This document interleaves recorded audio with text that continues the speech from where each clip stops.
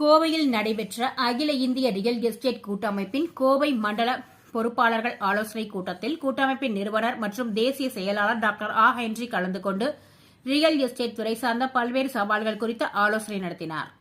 அகில இந்திய real estate கூட்டமைப்பின் கோவை மண்டல பொறுப்பாளர்கள் சிறப்பு ஆலோசனைக் கூட்டம் கோவை அவினாசி சாலையில் உள்ள ஹோட்டல் அரங்கில் நடைபெற்றது. பாராஃப் கூட்டமைப்பின் தேசிய பொதுச் செயலாளர் நேரு நகர் நந்து தலைமையில் நடைபெற்ற கூட்டத்தை தேசிய செயலாளர்கள் செந்தில்குமார் ஒருங்கிணைத்தார். தேசிய செயற்குழு தலைவர் வினோத் சிங் ரத்தோர் அனைவரையும் வரவேற்று பேசினார். இதில் இக்கூட்டத்தில் பைரா கூட்டமைப்பின் நிறுவனர் மற்றும் தேசிய தலைவர் டாக்டர் ஹென்றி கலந்து கொண்டு ரியல் எஸ்டேட் துறையில் தற்போது சந்தித்து வரும் சவால்கள் குறித்து மண்டல பொறுப்பாளர்களுக்கிடையே ஆலோசனை நடத்தினார். முன்னதாக செய்தியாளர்களிடம் பேசிய அவர், பதிவுத்துறையில் பன்மடங்கு உயர்த்தப்பட்டிருக்கிற நிலங்களின் மீதான அரசு வழிகாட்டி மதிப்பு குறித்து வரைவு தற்போது பதிவுத்துறை இணையதளத்தில் மட்டும் பதிவேற்றம் செய்யப்பட்டுள்ளது. இது கிராமப்புறங்களில் இருக்கிற பொதுமக்கள் அறிந்து கொள்ள முடியாமல் மிகுந்த சிரமத்தை ஏற்படுத்துகிறது. ஆகவே இந்த அரசு வழிகாட்டி மதிப்பு உயர்வு குறித்த வரைவு சம்பந்தமான தகவல்களை சம்பந்தப்பட்ட கிராம ஊராட்சி, நகராட்சி, பேரூராட்சி, மாநகராட்சி மற்றும் சம்பந்தப்பட்ட சார் பதிவாளர் அலுவலகங்களின் வெளியில் உள்ள தகவல் பலகையில் ஒட்டி வகைப்பாடு மதிப்பின் அடிப்படையில் இல்லாமல் தெரு மதிப்பு மற்றும் சர்வே எண் மதிப்பின் அடிப்படையில் நிர்ணயித்து அதனை அனைத்து பொதுமக்களும் அறியும் வண்ணம் புதிய வழிகாட்டி மதிப்பு வரைவினை வெளியிட வேண்டும் என கேட்டுக் கொண்டார்.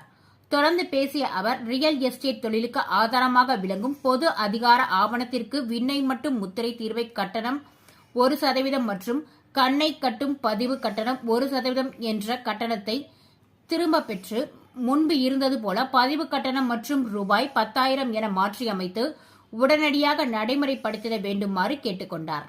தொடர்ந்து பேசிய அவர், ரியல் எஸ்டேட் துறை சார்ந்த தொழில் செய்து வருபவர்களுக்கு தற்போது ஊரக உள்ளாட்சி துறையில் உள்ள தலைவர் மற்றும் பிரதிநிதிகளால் மிகப்பெரிய பிரச்சனைகள் இருப்பதாக கூறிய அவர், ஒட்டுமொத்த சாதாரண வீடு கட்டும் பொதுமக்களுக்கும் பிரச்சனைகள் இருப்பதாக கூறினார்.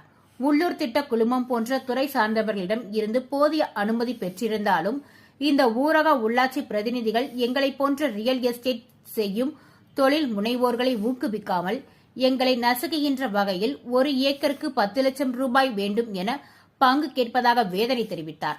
கோடிக்கணக்கில் வர்த்தகம் செய்யும் எங்களை போன்றவர்கள் உள்ளாட்சி பிரதிநிதிகளின் ஒரு சாதாரண கையெழுத்திற்காக கூனி குறுகி கைகட்டி இறுதி ஒப்புதல் வாங்குவதற்காக நிற்கும் அவலம் இருப்பதாக காட்டம் தெரிவித்தார்.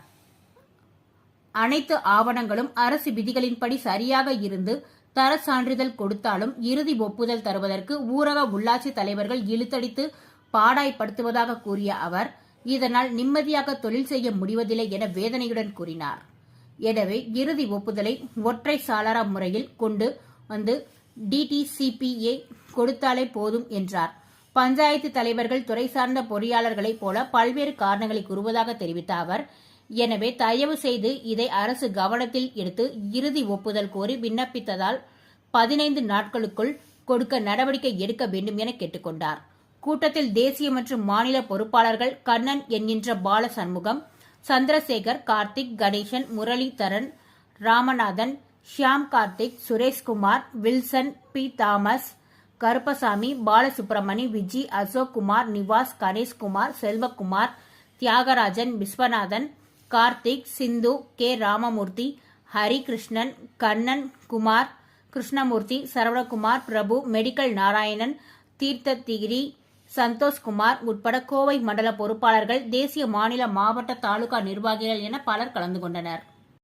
தற்பொழுது தமிழ்நாடு பத்திரப்பதிவு துறையில் அரசு நிலங்களின் மீதான வழிகாட்டி மதிப்பு குறித்து பதிவுத்துறையினுடைய இணையதளத்தில் ஒரு வரைவினை பதிவேற்றம் செய்திருக்கிறார்கள். இந்த பதிவுத்துறையினுடைய வரைவு பன்மடங்கு நிலங்களின் மீதான அரசு வழிகாட்டி மதிப்பு உயர்த்தப்பட்டிருக்கிறது. அதுவும் குறிப்பாக பொதுமக்கள் வசிக்கின்ற தெருவின் பெயரோ அல்லது அவர்கள் வாங்கி வைத்திருக்கிற நிலங்களுக்கான புல எண், சர்வே எண் அடிப்படையிலோ இந்த வழிகாட்டி மதிப்பு குறித்த வரைவு பதிவேற்றம் செய்யப்படவில்லை. பொதுவாக இந்த இணையதளம் சம்பந்தமாகவும் ஆன்லைன் சம்பந்தமாகவும் நகர்ப்புறங்களில் வசிக்கின்ற படித்த பெருமக்களுக்கு நன்கு தெரியும்.